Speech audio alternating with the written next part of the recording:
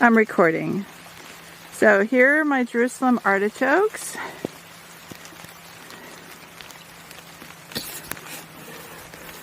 And they're tall like my son at this time of year. And he just dug up some. So can you shake some of the soil off and show what you've got? Yep, those are the ones. So why don't you pop some in the bucket and dig a few more up, and we'll make a nice salad of it.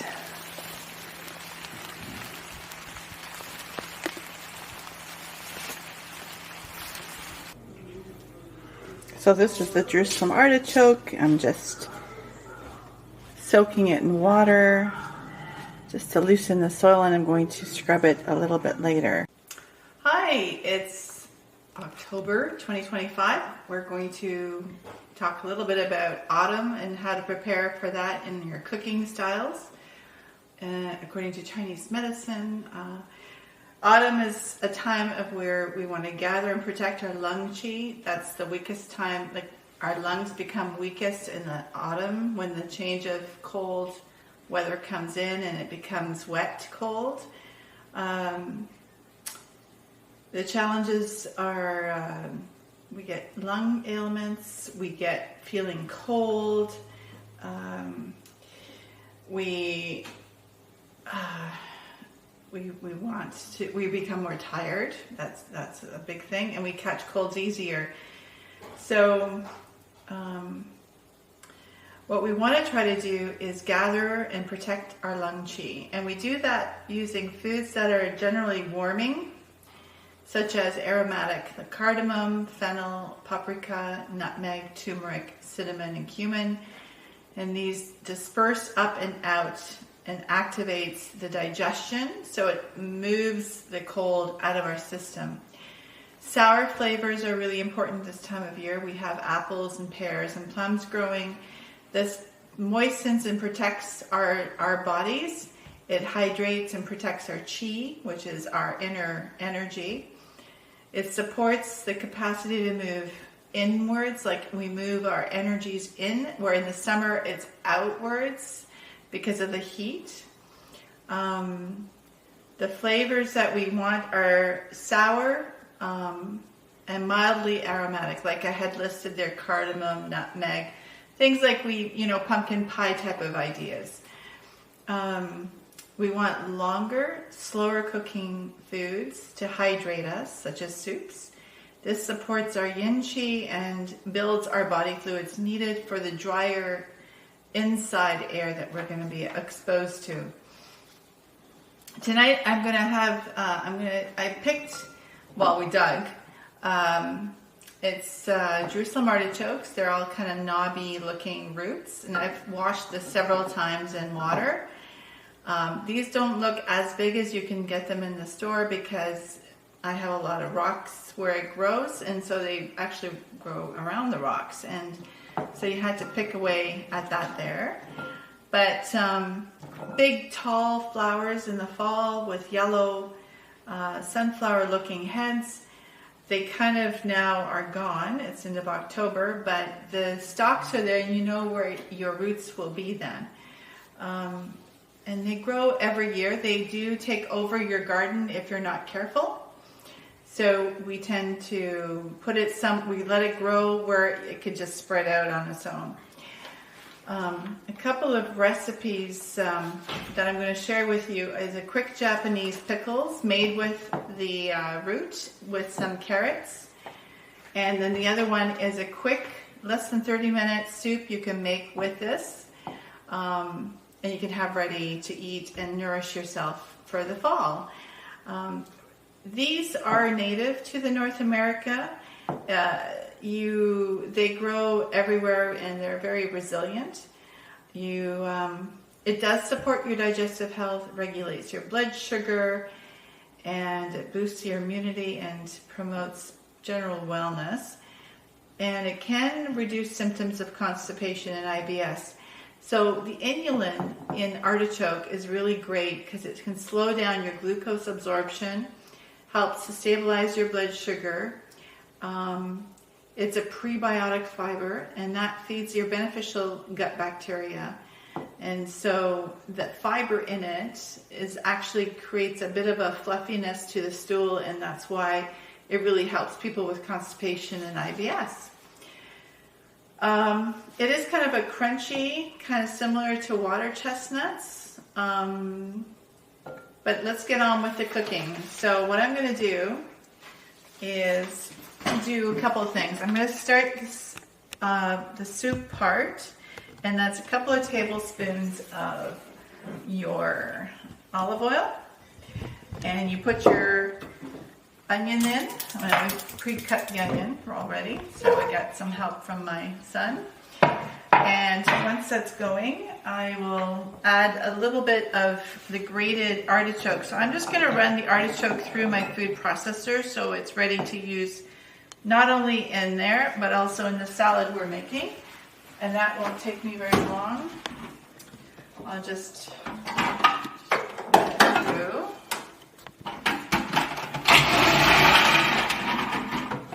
And that way, I think the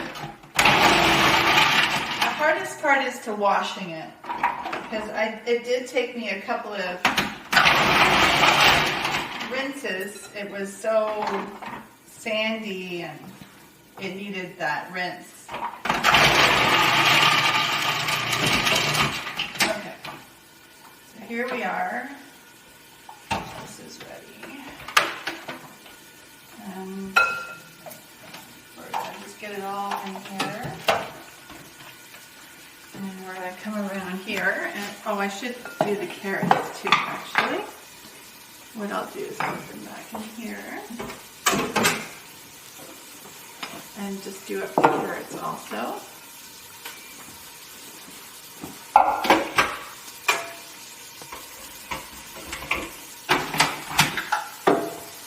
And that's pretty fast. Nice and easy.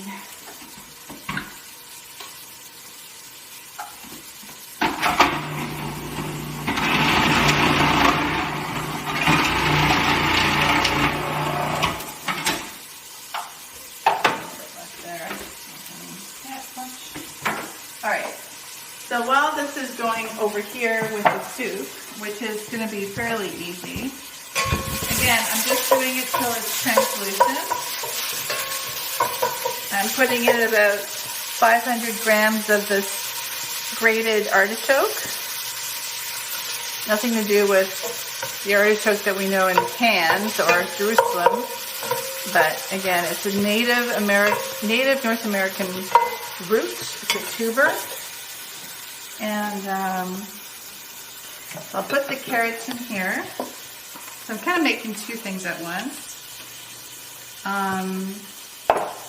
I'll put a little bit of this in here. So we've got a mixture. And then it really calls for a 1/4 pint of soy. It's about half a cup. So I'm just going to eyeball it because that's what I do as a chemist. That's about half a cup. We put 3/4 pint, so that's going to be a little more, so about a cup, a cup and a half of the water. So again, a cup and a half would be about there. And a tablespoon of ginger, which we did up before. And that's it. You combine it and let it sit for an hour to 2 or 3, and then you can enjoy it. So this is a quick Japanese pickling that you can eat. Pretty much you can prep it and away you go for supper, or like with whatever you make besides supper. So it's like if I tasted it right now, it'd probably be, oh, it's good. But it needs to get into the food a little bit more. So back to the soup. It's about translucent, so I'm going to put the artichoke in.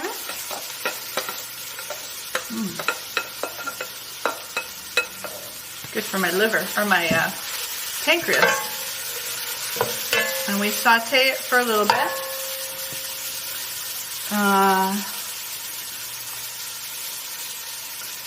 Just till it's like 4 or 5 minutes, and it just one of these didn't get shredded, so I'll just cut it up a little.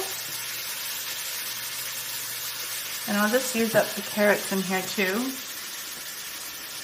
Root vegetables are great for this fall too, because it pulls more potassium to the body and it activates the kidney, and the kidneys are what's needed to help support your warmth in the fall.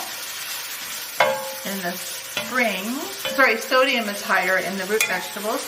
In the spring, it's the potassium that's higher, and that's what turns the liver on. And the liver is what helps you detoxify from the winter. I'm just going to add a tiny bit more oil. It doesn't burn.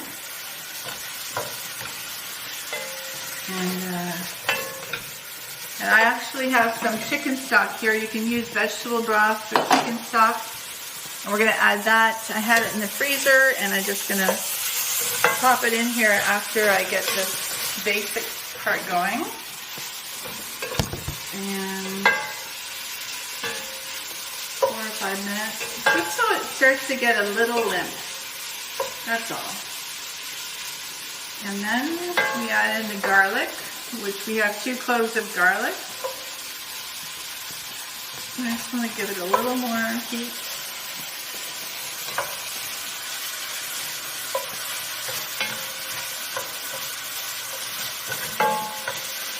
And in goes the garlic. And then we have that aromatics coming off of the garlic. Again, it's a little bit, I guess it's not part of that aromatic part, more pungent, I guess. But anyways, it does have that warming ability. And then we just add already the stock. And you can blend it if you wanted to. We can hand blend it, or we can put it through a blender, but you don't want to go too much either. That's why I shredded it, so that we could just leave it instead of blending it. And then I just let it come to a roiling boil, and then I taste it and see how it is. I mean, you can add salt and pepper, which I probably should have. Well, I don't know, because I have already in the soup the stock part. So let's just try it with a little bit.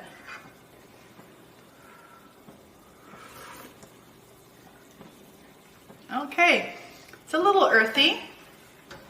It's not like just straight up chicken soup, but it's good. Now I would let it cook for about 5 minutes or a little more till it's a little softened. But like, you could eat Jerusalem artichoke raw or creamed, or there's a whole bunch of different ways you can prep it. In the carrot slaw, like over here, we made it with just a little bit of water, soy sauce, and ginger.